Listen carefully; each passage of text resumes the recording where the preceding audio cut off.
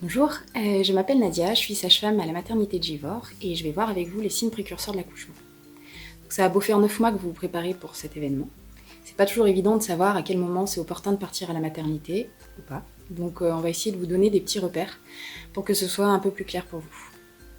On va commencer du coup par aborder la date de l'accouchement. C'est parti!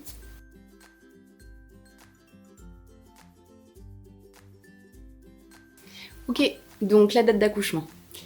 Depuis le début de votre grossesse, on vous dit que vous allez accoucher normalement à ce terme-là, à une date précise. Ce qu'il faut savoir, c'est qu'il n'y a que seulement 4% des bébés qui sont suffisamment disciplinés pour se conformer à cette règle-là. Donc, vous inquiétez pas si l'accouchement se décale un petit peu avant ou un petit peu après. Cela dit, vous avez certainement reçu ou vous allez recevoir une convocation de la part de nos secrétaires pour un rendez-vous de surveillance. Donc, c'est souvent 2 jours, 3 jours avant la date prévue de votre accouchement, où là, vous allez rencontrer des sages-femmes, donc il faut venir à la maternité. Et on va faire le point pour nous donner la liberté ou pas de continuer un petit peu plus cette grossesse. On va surveiller le rythme de votre bébé, comment vous allez, des fois on examine le col. Voilà, chaque consultation est un petit peu adaptée à la situation. Par contre, après, vous reviendrez toutes les 48 heures pour qu'on surveille que tout va bien et aller jusqu'à ce que bébé l'ait décidé ou alors un déclenchement. Mais ça, c'est une autre histoire. On reviendra dessus après. Bon, rentrons dans le vif du sujet. Donc là, le but, c'était quand même de vous parler des signes qui vont vous donner des indices pour savoir qu'il faut aller à la maternité. Donc il y aura les contractions et la perte de liquide. Alors on va commencer par le plus simple, les contractions.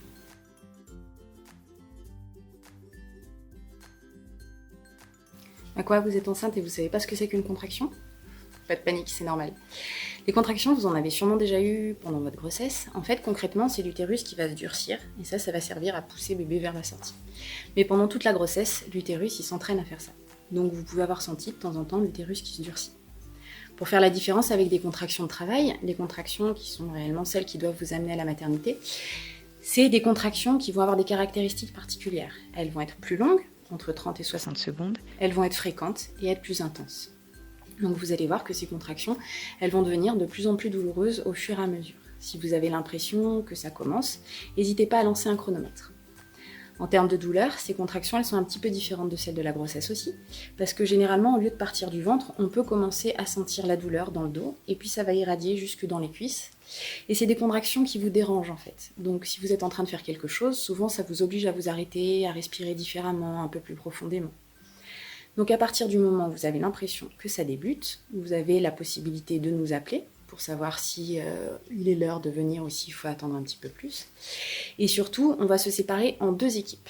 Donc pour celles pour qui c'est le galop d'essai, c'est un premier bébé, il faudrait que vous attendiez, on dit en règle générale, à peu près 2 heures avec des contractions qui se répètent toutes les 5 minutes pour venir à la maternité. C'est le temps qu'il faudra pour que le travail se lance vraiment. Si c'est pas votre premier bébé, et du coup que vous avez déjà vécu un accouchement, dès que vous sentez que ça s'intensifie et que ça se rapproche, alors vous pouvez venir nous voir. Si déjà avec ça, ça vous donne une base mais que vous estimez que c'est pas suffisant, il y a un petit test que vous pouvez faire à la maison. C'est prendre à ce moment-là 2 spasmos par la bouche en même temps et aller soit sous une douche, soit dans un bain bien chaud. Là, vous observez un petit peu comment votre corps se comporte. Si vous avez l'impression que ça apaise les choses, voire que ça s'arrête complètement, et ben c'était que c'était peut-être pas tout à fait le bon moment encore. Par contre, si vous avez l'impression que malgré le fait d'être dans le bain, et ben ça change pas grand-chose, alors à ce moment-là, vous pouvez venir à la maternité. Ben je crois que c'est bon. Ah oui, non, j'ai aussi une toute petite précision à vous donner. Donc tout ça, ça marche que si c'est maman qui ressent les symptômes. Si c'est papa là qui se plaint d'avoir mal au dos, de pas être tout à fait confortable, et ben désolé messieurs, mais on peut encore rien pour vous. Faudra repasser.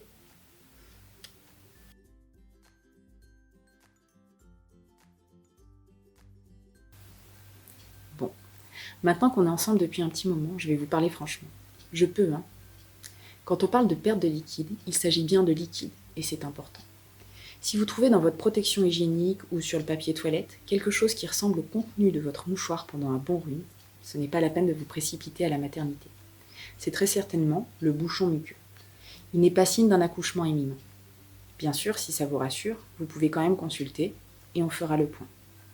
Cependant, quelle que soit sa couleur, sa texture, sa préciosité, il est parfois important de garder un petit jardin secret.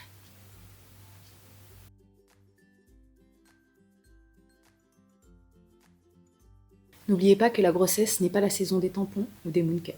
Parfois, au bout de 9 mois, on ne sait même plus à quoi ça ressemble. Donc si vous identifiez vos pertes liquides comme étant du sang, il est toujours important d'aller consulter à la maternité. C'est parfois bénin, mais il est nécessaire de faire le point.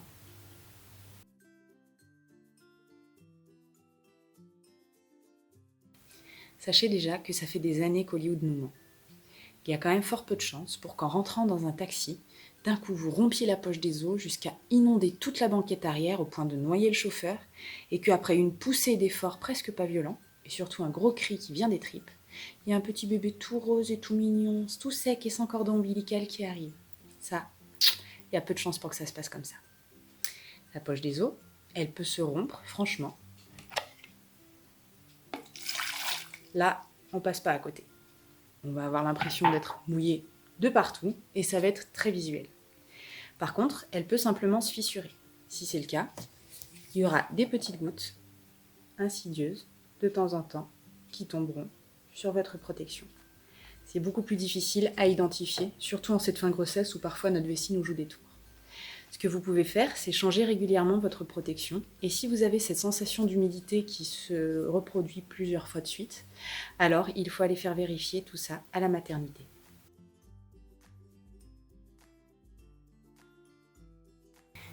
Une fois que la poche des os est fissurée ou rompue, ça annonce quand même que le bébé va arriver, pas forcément tout de suite, mais en tout cas dans les jours qui viennent, donc il va falloir se rendre à la maternité. Mais quand y aller? Ça va dépendre de plusieurs choses. Si vous objectivez que le liquide qui s'écoule est d'une couleur particulière, vert ou marron, alors c'est important d'aller à la maternité rapidement. Si vous êtes porteuse du strepto-B, le prélèvement là, qu'on fait au niveau vaginal pendant la grossesse, là aussi, il faut aller rapidement à la maternité. Si vous n'êtes pas non plus dans votre 9e mois de grossesse, il faut aller aussi à la maternité rapidement. Par contre, si vous n'avez pas le strepto-B, que vous êtes dans votre 9e mois de grossesse et que le liquide qui coule entre vos jambes est de la couleur de l'eau de riz, alors vous pouvez attendre jusqu'à 12 heures avant de vous rendre en maternité.